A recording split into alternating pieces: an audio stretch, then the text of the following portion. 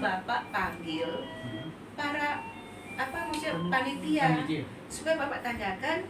Ini waktu BPKP ya, waktu dipanggil diperiksa BPKP. Saya bilang, oke, kwitansi nggak ada Pak. Tetapi kan saya bawa bukti foto. Ini loh Pak, foto kegiatan kami. Bapak cobalah hitung, setahu saya ya Pak, sampai saya bilang begitu. Jika tidak ada bukti kwitansi, maka bukti fisik yang lain bisa dianggap sebagai bukti pengeluaran gitu kan. Jadi ini ada anak yang didandan, ini ada anak yang berbaikat, ini ada begini. Bapak lihat di sini, tapi beliau tidak mau melihat foto kami itu. Terus saya bilang ini, kalau begitu panggil lagi saksi panitia kegiatan, kan ada panitianya, Bapak tanyakan kepada mereka gitu kan, mereka belanja atau tidak gitu. Tapi dijawabnya nanti Ibu jelaskan saja di sidang. Jadi saya langsung down gitu, kok ini kan proses untuk mencari kebenaran gitu ya, kenapa kok jawabannya begitu gitu. Panitia nggak dipanggil, foto yang kami berikan tidak dilihat, tapi langsung ngomong nanti Ibu jelaskan di sidang. Nah itu seperti itu. Guru sudah mengembalikan dan mereka ya bersedia gitu Pak mengembalikan, misalkan oke lah kalau ini memang salah kami kembalikan gitu kan. Nah sebagian sudah mengembalikan, cuma karena waktu itu saya bilang ini kan uang dari SPP, berarti masukin aja ke rekening sekolah pengembaliannya. Jadi sebagian sudah dimasukkan ke rekening sekolah. Tapi waktu saya disuruh mengganti UP itu sebesar 468, kan kami bilang dengan pihak JPU lah yang ini ya, kejaksaan gitu, kan sudah ada uang di sekolah pengembalian guru-guru. Nah Bapak kan sendiri bilang uang ini uang negara, berarti tidak perlu artinya saya tidak perlu menyetor sebanyak 468 lah begitu kan, harus berapa dikurangkan gitu kan SPP katanya uang negara, rekening sekolah darah mengatakan ya itu uang negara, berarti kenapa saya harus menyetor lagi full gitu kan. Nah ini yang keadilan berikutnya yang saya dapatkan gitu. Jadi Ibu kembalikan full? Iya, karena kenapa saya kembalikan, karena memang saya itu kan sakit gitu kan, maksudnya saya punya vertigo tahunan, kemudian punya darah tinggi, dan pernah kambuh berapa kali selama saya di rutan itu. Jadi keluarga saya ingin saya cepat pulang, jadi kalau ada apa-apa maksudnya ada di rumah begitu. Jadi ya udahlah kita kembalikan. Nah tapi kita minta uangnya di sekolah itu dihitung berapa gitu kan, yang uang sudah disetor guru-guru ke sekolah itu dihitung, tetapi ya ternyata nggak dihitung. Enggak, jadi kan gimana? Jadinya yang di sekolah itu yang dikembalikan mereka itu uang apa? Ya nggak tahu menurut jaksa uang apa, menurut ya kan kita setelahnya melalui kejaksaan gitu kan, nggak tahu mereka nggak apa, padahal mereka yang dikumpulkan di sekolah berapa? itu hampir 200 juta. 200. Ibu kembalikan 468.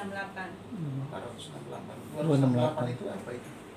Itulah yang cashback buku yang kita berikan alat. Nah uang cashback buku itu saya kan dari Bendahara Bos, karena pembelian buku kan, kemudian marketing membagikan sharing profitnya ke sekolah, diterima oleh Bendahara Bos. Bendahara Bos menyampaikan dengan saya, Bu ini ada uang dari marketing buku, katanya untuk sekolah, begitu bahasanya. Jadi saya bilang ya udah kalau untuk sekolah nggak apa-apa, terima saja kan. Kita dalam peraturan yang saya tahu, sekolah juga diminta untuk menggalang dana dari masyarakat sebanyak mungkin untuk pembiayaan operasional sekolah. Jadi saya tidak merasa ada beban melanggar aturan gitu kan menerima itu. Nah sudah saya ambil, kemudian saya simpan dulu. Kemudian pada saat memang kas bendahara kosong, saya keluarkan uang itu untuk membeli alat. Tidak semua alat itu sumbernya dari situ, karena dia harganya 190 juta. Jadi 70 juta ada di saya berikan, sisanya baru diambil dari dana yang ada di rekening sekolah. Belilah kami alat gitu Pak. Nah penyerahan saya ke bendahara ada dalam bentuk catatan harian bendahara. Itu juga sudah disampaikan di dalam penyelidikan, di dalam proses persidangan, tapi tidak dianggap karena majelis hakim menyampaikan meskipun itu adalah kategori sumbangan, tapi kami tidak yakin. Jadi menggunakan pasal keyakinan itu gitu kan, kami tidak yakin itu bersumber dari cashback. Nah waktu itu kan saya tidak bisa lagi memberikan pernyataan bantahan kan Pak, jadi cuma dalam hati saya saja, kalau bukan dana cashback terus dana siapa gitu. Maksudnya kan ada dari kepala sekolah dana sejumlah sekian kan, begitu tulisan bendahara. Kalaupun oke lah itu bukan uang cashback, berarti kan uang saya, berarti begitu kan. Jadi kalau uang saya berarti sesungguhnya tidak ada masalah gitu, maksudnya tidak ada yang terambil atau apa, kan sudah saya kasihkan lagi lah, ibaratnya seperti itu debat saya di dalam hati saya ketika mendengarkan bacaan putusan itu gitu. Karena viral di media Batam online itu kan, memang viralnya itu pertama adalah pembelian kendaraan. Jadi kepala sekolah membeli kendaraan pribadi dengan dana BOS. Nah, kami panggillah medianya gitu kan, kami jelaskan itu bukan dana BOS, tetapi itu dana SPP. Nah, di SPP tidak ada juknis yang melarang membeli kendaraan, karena tidak ada juknis kami penggunaan SPP itu, belum ada petunjuk teknisnya, belum ada petunjuk pelaksananya. Di dalam peraturan penggunaan dana SPP pun yang penting dana itu untuk investasi. Nah, kalau mobil kan investasi. Kemudian untuk operasional sekolah sama untuk biaya persona.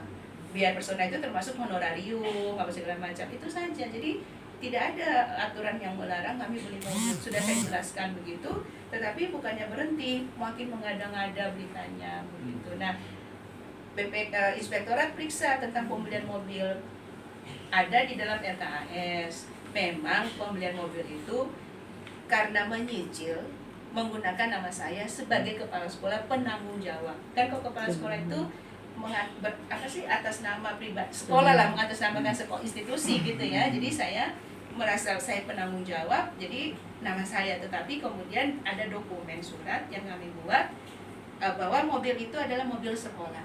Begitu lunas akan dibalik nama sekolah. Gitu kan, ada beberapa wakil kepala sekolah yang ikut serta menandatangani.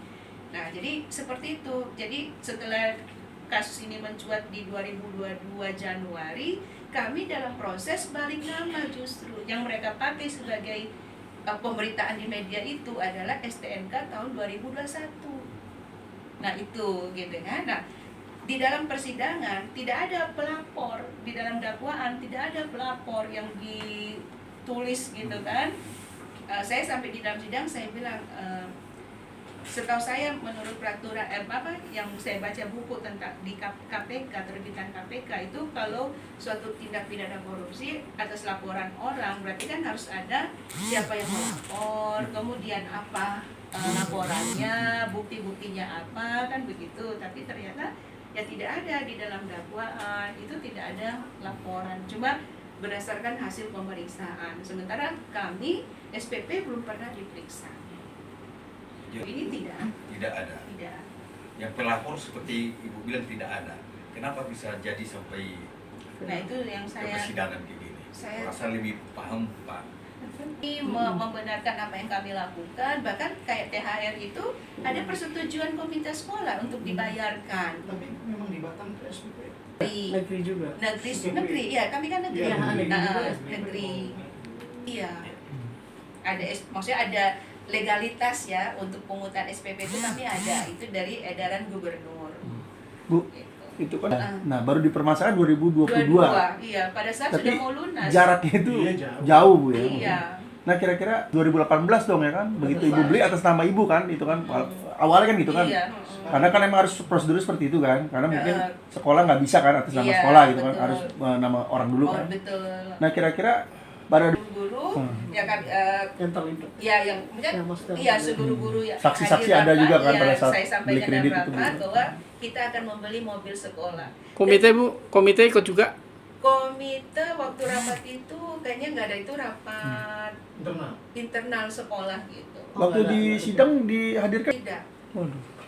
Harusnya pihak. Sebagai aset daerah, bagaimana mereka bisa negara menyita negara, alat negara, barang negara gitu kan. Jadi mobil itu dalam perjalanan hilang, nggak ada gitu kan.